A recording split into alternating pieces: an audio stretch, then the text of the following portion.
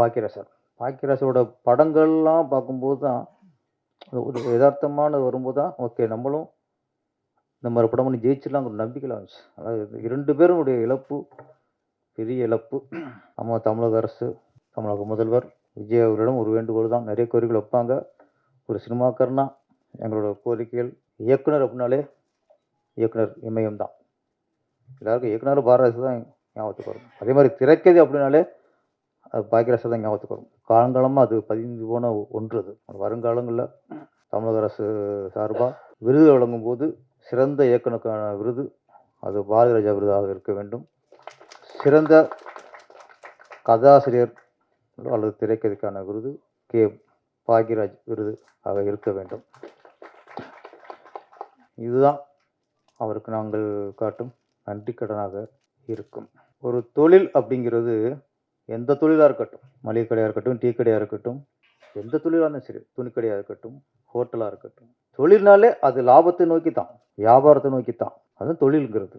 சினிமாங்கிறது தொழில் தான். ஆனால் இங்கே மட்டும் இப்போ வியாபாரத்தை நோக்கி இல்லை, லாபத்தை நோக்கி இல்லை. அதோட வெளிப்பாடு தான் அவர் பேசியிருக்கிறாரு. நல்ல தீர்வு வர வேண்டும். ஏன்னா வர்றாங்க சின்ன சின்ன நடிகர்களுக்கு, சின்ன சின்ன டெக்னீஷியனுக்கு சம்பளம் கொடுக்குறாங்க, சாப்பாடு போடுறாங்க. ஒரு ப்ரொடியூசர் வந்துட்டா குறைஞ்சது 5-6 படமாக பண்ணணும். அதான் ஆரோக்கியமான சினிமா.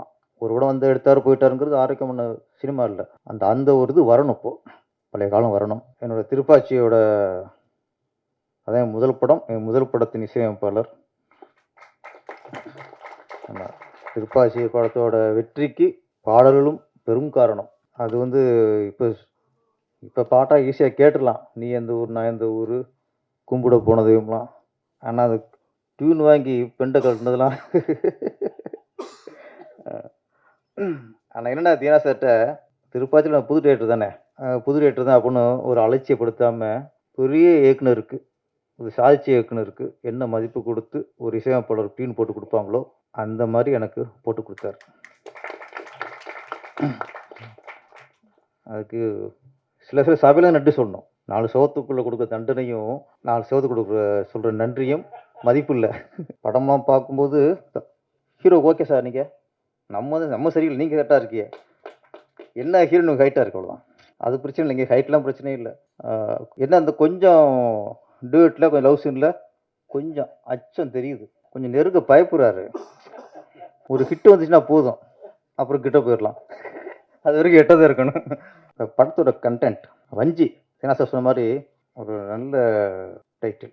அப்புறம் சீசா இயக்குனர் குணா அவருடைய உங்கள் வாய்ஸு நல்லா இருக்கு சார். ஆமாம், சில இயக்குனருக்கு தான் வாய்ஸு கண்ணீருங்க. எங்கள் பாரதிராஜா சாரோட வாய்ஸு நமக்கு ரொம்ப மைனஸு, அதனால் நமக்கு மைனஸாக இருக்கும்போது உங்கள்கிட்ட அது ப்ளஸ்ஸாக இருக்குது. ஆமாம், வாய்ஸ் நல்லா இருக்கும். Okay okay. படத்தோட ட்ரெய்லர் அப்புறம் சாங்ஸ் எல்லாருமே நம்ம பார்த்துருப்போம். ஸோ எப்பயுமே வந்து ஆடியோ லான்ச் வரும்பொழுது அவங்க சொல்லியிருப்பாங்க, 2 சாங் போடுங்க, ஒரு ட்ரெய்லர் போடுங்க அப்படின்னு சொல்லி. ஸோ அவங்களுக்கு நம்ம ராஜநாயக அண்ணனுக்காக எவ்வளோ முன்னுரிமை கொடுத்துருக்காங்க. நிறைய பாடல்களை பார்த்துருக்கோம். எல்லாமே வந்து ஒரு புதுமையான ஒரு விஷயமா இருந்தது எனக்கு. என்னென்னா இந்த பட்ஜெட்டில் இதை தான் பண்ண முடியும் அப்படிங்கிறதுக்கு ஒரு எடுத்துக்காட்டு தான் இது. இதே நபர்கள்கிட்ட இன்னும் அதிகமான ஒரு முதலீடு தொகைகள் இருந்திருந்தால் அவங்க இன்னும் நிறைய விஷயங்களை பண்ணியிருப்பாங்க. ஸோ அதனால் வந்து சிறு முதலீடு தயாரிப்பாளர்களாக உருவாகி இருக்கக்கூடிய இந்த விமலா ராஜநாயகம் அக்கா அவர்களுக்கும் சரி, ராஜநாயக அண்ணன் அவர்களுக்கும் சரி, ஸோ ஒரு முக்கியத்துவம் கொடுக்கணும் இங்கே வந்திருக்கக்கூடிய மீடியா ஊடகத்துறை நண்பர்கள். அதைத் தொடர்ந்து இன்றைக்கி சினிமா இருக்க சூழல் உங்கள் எல்லாருக்குமே தெரியும். ஏன்னா நான் ஒவ்வொரு ஸ்டேஜ்லேயும் ஏதாவது ஒரு சில விஷயங்களை நான் பேசிடுறேன். அப்புறம் எனக்கு ஒரு ரொம்ப சந்தோஷமான விஷயம் என்ன அப்படின்னு கேட்டிங்கன்னா, என்னுடைய முழு பெயர் வந்து இசக்கி ராஜா. இதுதான் வந்து ப்ரொடியூசர் கவுன்சிலையும் எல்லாத்துலேயுமே இருக்க என்னோடய ஆதார்லேயும். எங்கேயுமே அதை பயன்படுத்த மாட்டாங்க. ஸோ ஃபஸ்ட் டைம் வந்து என்னுடைய ஃபுல் நேமை பயன்படுத்தியிருக்கீங்க. ஸோ அதுக்கு என்னுடைய நன்றி. ஏன்னா என்னுடைய ஃபங்க்ஷன்லேயே வி ராஜா ராஜான்னு தான் வரும். ஸோ அது கூட நான் அண்ணன் பேரரசு அண்ணன் அவர்கிட்ட சொல்லிகிட்டு இருந்தேன். அதுவும் இல்லாமல் இன்றைக்கி சினிமா இருக்கிற சூழல் உங்கள் எல்லாருக்குமே தெரியும். இங்கே வந்திருக்க ஊடகத்துறை நண்பர்களுக்கு அண்ணன் பேரரசு அண்ணன் அவர்கள் வந்து நிறைய இசை வெளியீட்டு அளவில் தீன அண்ணனையும் பார்த்துட்ருக்கேன். ஒரு 10 வருஷத்துக்கு முன்னாடியெல்லாம் பார்த்தீங்கன்னா அவங்க மேலே வந்து எனக்கு ஒரு நல்ல அபிப்பிராயம் இல்லை உங்கள் மேலே. எனக்கு என்ன காரணம் அப்படின்னா, என்னை சுற்றி இருக்கக்கூடிய நிகழ்வுகள் அந்த மாதிரி இருந்தது, சூழல் அப்படி இருந்தது, தயாரிப்பாளர்கள் அந்த போர்வை என் மேலே வந்து ரொம்ப அழுத்தமாக இருந்தது. அப்போ நான் பார்க்குறேன், என்ன இவங்க எல்லா ஆடியோ லான்ச்லையும் போகிறாங்க, ஏதாவது ஒரு கருத்துக்களை சொல்கிறாங்க, அப்படி சொல்கிறாங்க, அந்த மாதிரி என்ன இருந்தது. ஆனால் இன்னைக்கு இந்த ஸ்டேஜில் நான் பார்த்துக்கிட்டது மட்டும் இல்லை, இந்த தயாரிப்பாளர் சங்கத்துக்குள்ளே வந்ததுக்கப்புறம் நான் பல பன்முகத்தை நான் பேரரசு அண்ணன்கிட்டே தீனானட்டு பார்த்துட்ருக்கேன். என்ன அப்படின்னா, இந்த மாதிரியான ஒரு சிறு முதலீடு தயாரிப்பாளர்களை ஊக்குவிக்கிறதுலையும் அவருடைய இசை வெளியீட்டாளருக்கு வருகிறதுலையும் அவர்களை பாராட்டுவதிலும் முக்கியத்துவம் கொடுத்து இன்றளவும் பல நிகழ்ச்சிகளில் அவர் கலந்து கொண்டிருக்கிறார்கள். இது வந்து சாதாரண விஷயம் இல்லை. இந்த திரைக்கு பின்னாடியும் அவருடைய பங்களிப்பு நிறைய இருக்குது. இதை நான் தெரிஞ்சுக்கிறதுக்கு எனக்கு இவ்வளோ வருஷம் ஆயிடுச்சு. அப்போ இது மாதிரி இன்னும் எவ்வளோ பேர் இருப்பாங்க.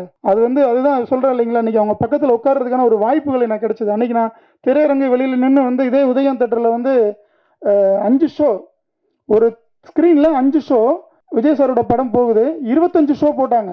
அவ்வளோ க்ரௌட். அப்படிப்பட்ட ஒரு மிகப்பெரிய ஒரு இயக்குனர், வருவாயை ஈட்டு கொடுத்த ப்ரொடியூசருக்கு மிகப்பெரிய ஒரு இயக்குனர், அவர் பக்கத்தில் உட்கார்றதுக்கான ஒரு வாய்ப்பு, அவரை தவறாக புரிந்து கொண்ட ஒரு கருத்து, அதை தெளிவுபடுத்துவதற்கான ஒரு வாய்ப்பும் இந்த நேரத்தில் எனக்கு கிடைச்சிருக்கு. அப்போ இது மாதிரி சினிமாவில் எத்தனை கலைஞர்கள் இருப்பாங்க, எவ்வளோ பேர் இருப்பாங்க. ஸோ அதனால பொறுமை நிதானம் அப்படிங்கிறது வந்து ரொம்ப முக்கியம்.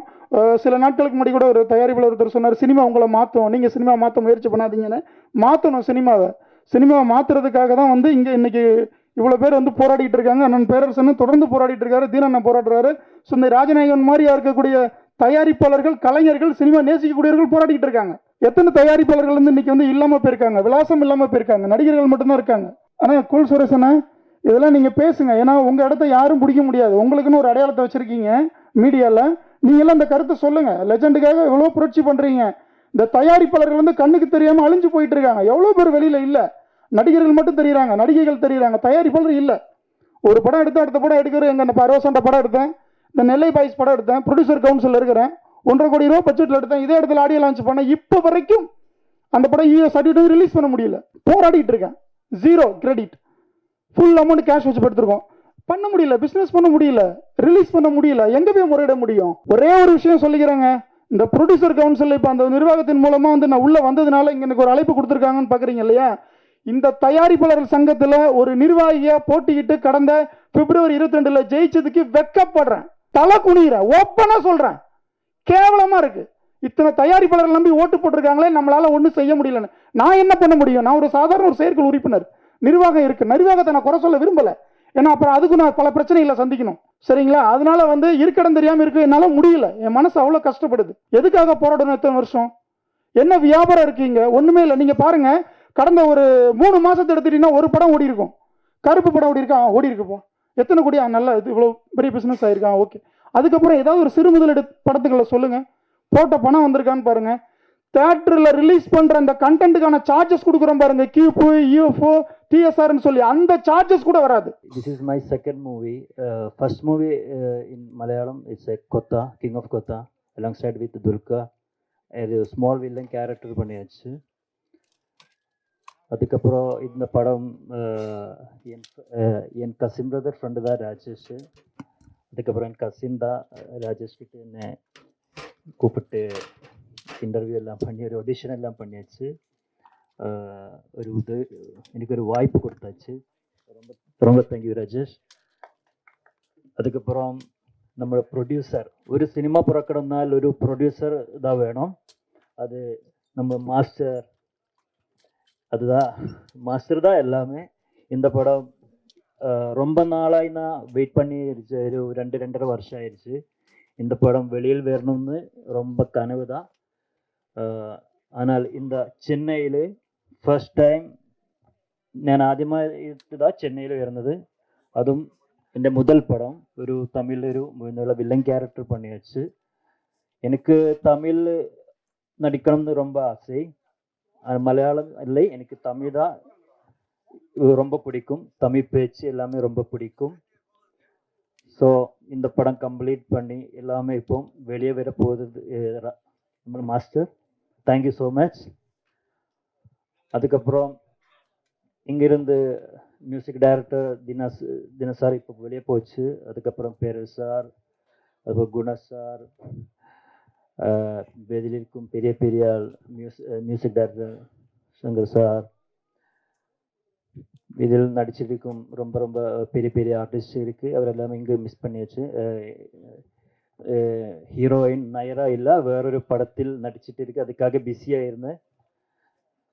പിന്നെ എനിക്ക് ஃபர்ஸ்ட் டைம் தான் இந்த மாதிரி எல்லாம் பேச இந்த பெரிய பெரிய ஆள் வேதியில் இருக்கும் ஒரு வெரி பெரிய ஸ்டேஜ்.